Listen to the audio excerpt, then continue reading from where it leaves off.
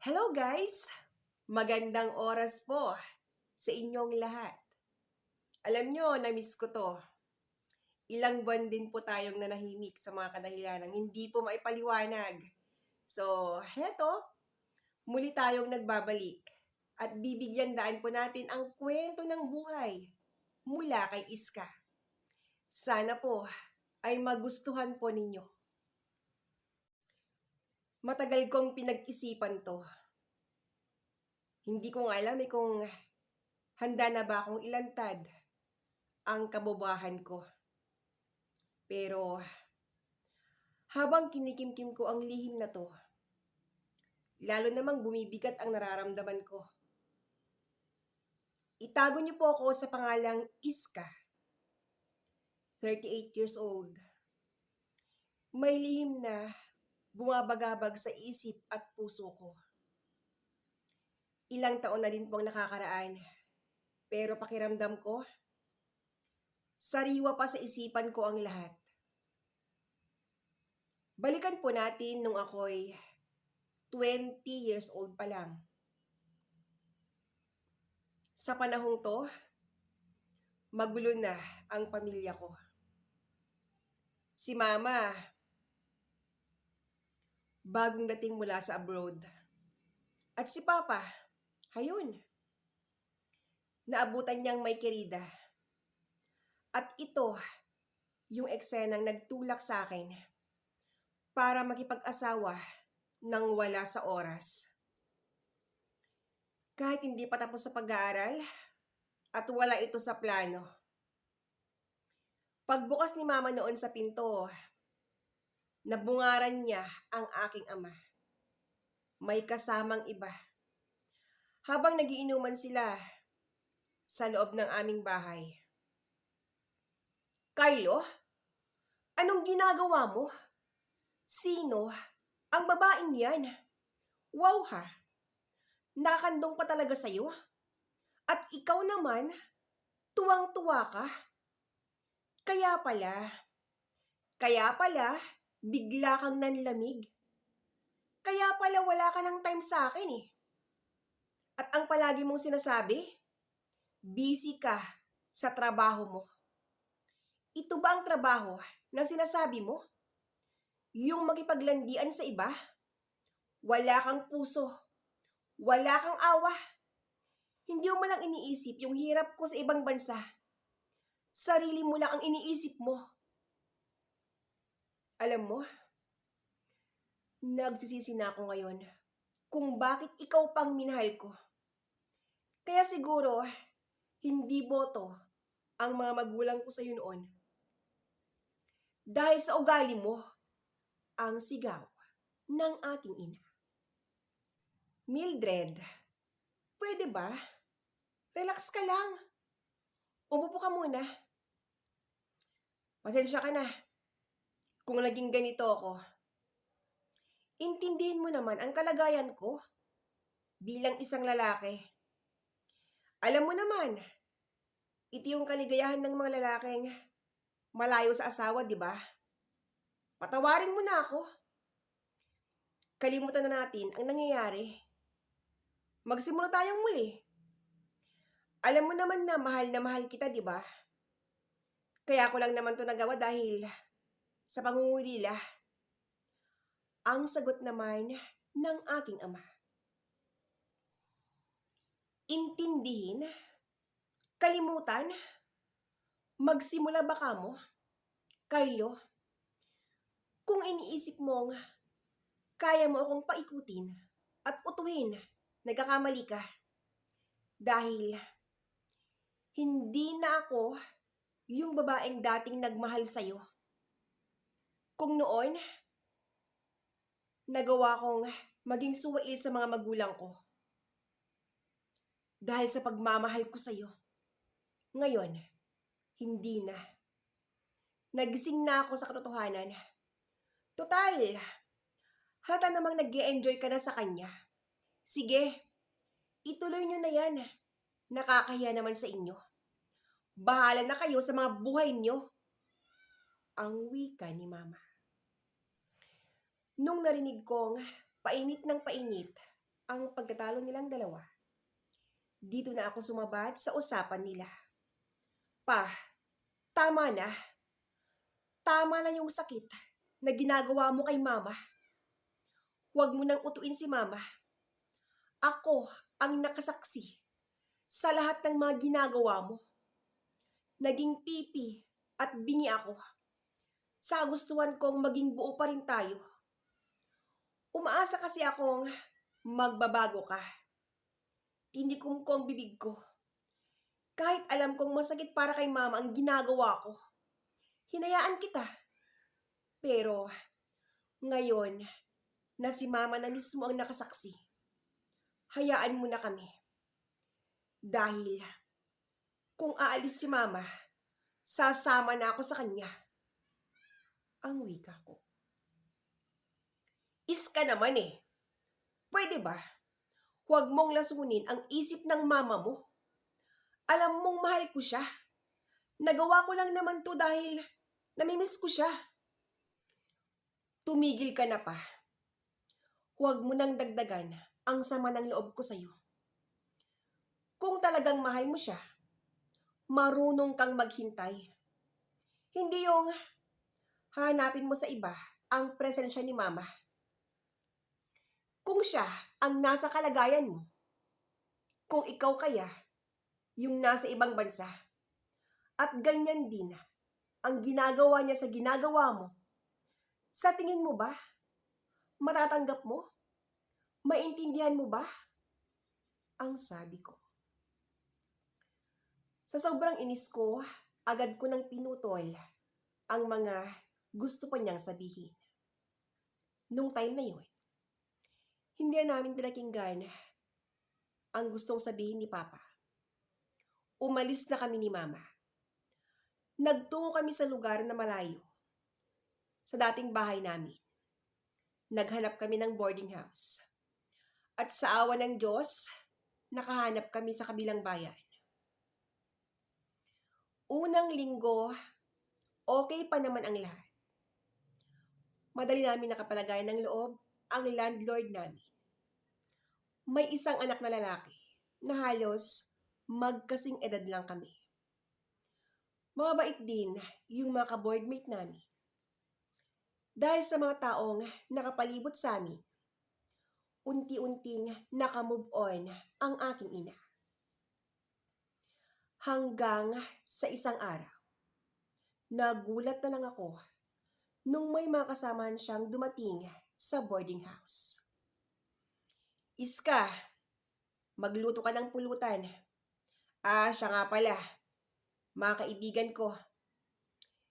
Dito na kami mag-inuman. Takot kasi akong makipag-inuman sa labas. Baka mamaya, ano pang mangyari sa akin dyan? Ang wika niya. Ma, alam na ba ni Mang Kanor to? Baka mamaya magalit siya. Alam niyo namang hindi natin to bahay. Nangungupahan lang tayo dito. Ang sambit ko. Iska, huwag kang mag-alala. Ayos lang naman sa akin eh. Hayaan mong mag-enjoy ang mama mo. Para naman makamove on na yan. Kung gusto mo, dun ka muna sa bahay. Nandoon si Alan. Sige na, hayaan mo muna kami dito. Ang sambit ni Mang Kanor mula sa aking likuran, ang landlord namin. Ano ho? Okay lang sa inyo? Paano kung magreklamo yung mga ibang boarders nyo? Baka si mama pa ang maging dahilan. Mawawalan na kayo ng boarders. Ang sad ko naman. Iska anak, narinig mo naman ang sinabi ng landlord natin. Hindi ba? Sige na, doon ka muna. Mag-usap muna kayo ni Alan. Ang turan ni mama. Tinignan ko si mama ng masakit, saka ako tumalikod. Pumunta ako sa bahay ng landlord namin. Bale, katapat din yon ng kwartong inuupahan namin. Oh, Iska, anong problema mo? Bakit nakasimangot ka dyan? Ang tanong ni Alan na nakatayo sa pintuan.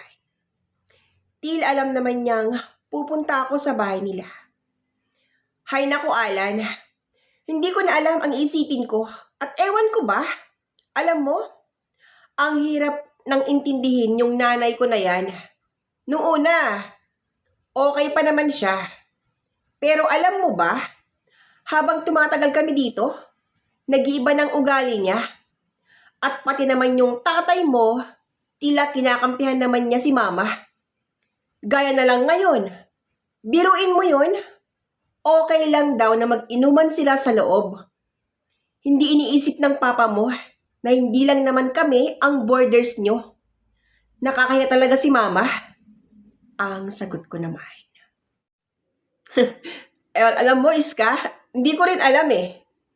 Tila iba yata ang tama ng nanay mo sa tatay ko. Baka naman may something na sila. Kaya ganyan yung trato ni Papa.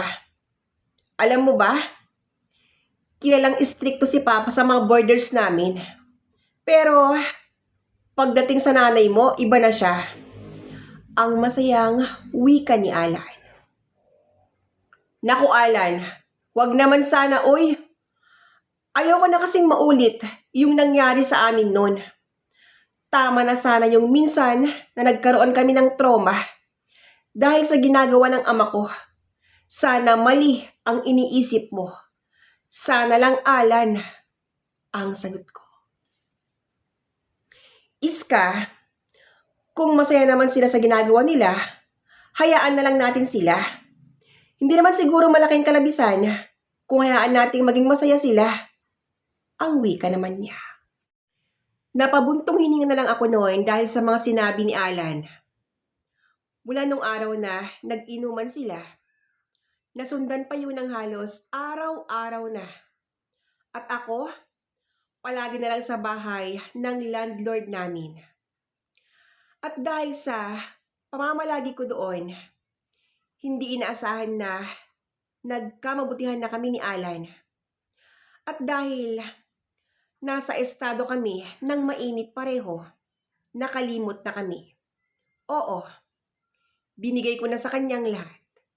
Nag-usap kami ni Alan at napagkasunduan namin na magsama na bilang mag-asawa.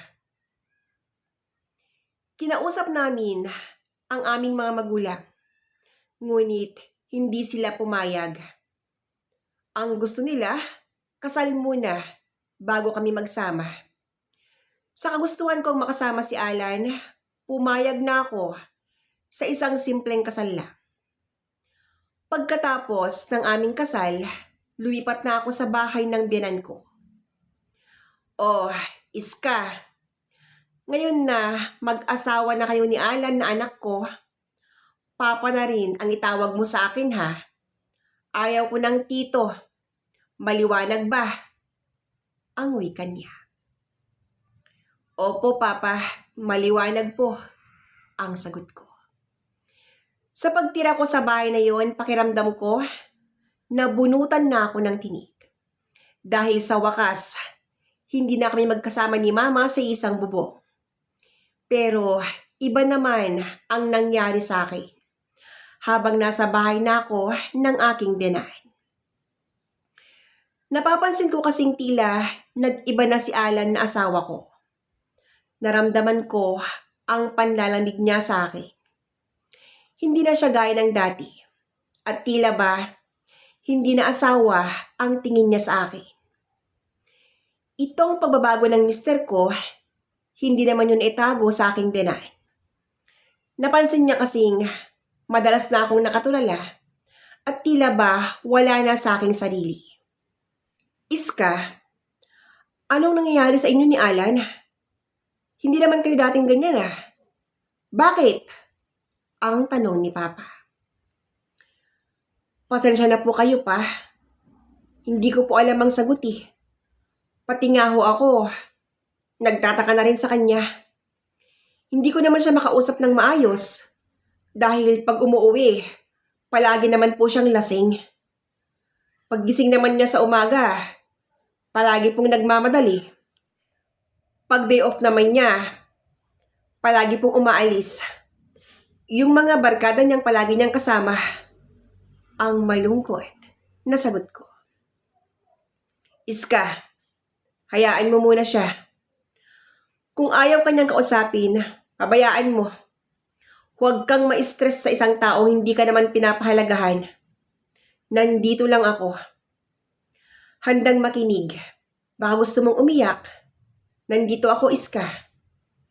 Ang sambit ni Papa, sabay hawak sa mga kamay ko. Nagulat ako sa sinabi ni Papa. Kaya agad kong hinablot ang kamay ko. Ayaw kong magkaroon kami ng kahit anong spark ni Benay. Kaya mas minabuti kong umalis na lang. Iniwan ko siya at iniwasan. Pero sa tuwing iniiwasan ko siya, lalo lang itong lumalapit sa akin. Hanggang sa hindi ko namamalayan, natangay na ako. Sa kadahilanang nangungulila na ako sa asawa ko. Hindi ko alam kung bakit nagpatangay ako sa aking nararamdaman. Alam kong malaking kasalanan ang nagawa ko. Pero sa mga panahong iyon, hindi ko talaga maipaliwanag yung nararamdaman ko. Tuluyan na akong natangay ng rumaragasang agos ng aking denay. Nung naganap ang hindi inaasahan, nangako ako sa aking sariling tama na. Hindi na ako uulit pa. Ngunit sa tuwing magkasama kami ni Benay, nagiging marupok na ako at paulit-ulit na bumigay. Ilang taon din pong naging ganito ang senaryo ng buhay ko. Hanggang sa dumating ang araw na nagising na ako sa isang katotohanan. Sa hindi inaasahang pangyayari, namatay ang aking ina sa isang aksidente. Si Papa, pagkalipas ng ilang buwan, bumigay na rin. Dahil sa malubhang sakit. Namatay ang mga magulang ko na hindi man lang nila naayos ang kanilang gusot. At ako, unti-unti nang napapariwara dahil sa pabaya kong asawa. Sa pagkamatay ng mga magulang ko, napaisip ako, karma na ba ito? Ito na ba ang karma na sinasabi nila? Ginising niya ako sa katotohanan. Ayaw kong panghabang buhay na lang na ganito ang buhay ko. Pagod na akong maghintay. Hindi ko na mahintay ang pagbabago ng asawa ko. Ayaw ko namang panghabang buhay akong kirida ni Benay. Nung araw ding iyon, hindi na ako nag-aksaya ng oras. Nagkataon nun na mag-isa lang ako sa bahay. Hindi na ako nag-iwan ng kahit ano. Basta ang mahalaga, maayos ko na ang buhay ko. Sa ngayon, nandito na po ako sa ibang bansa. Pilit na kinakalimutan ang masalimuot kong nakaraan. Sa mga nakikinig ngayong oras na ito, sana'y huwag niyo po akong husgahan dahil nagpatangay ako sa ama ng asawa ko. Dito ko na po winawakasan ang istorya ng buhay ko. Lubos na nagpapasalamat, Iska ng Middle East.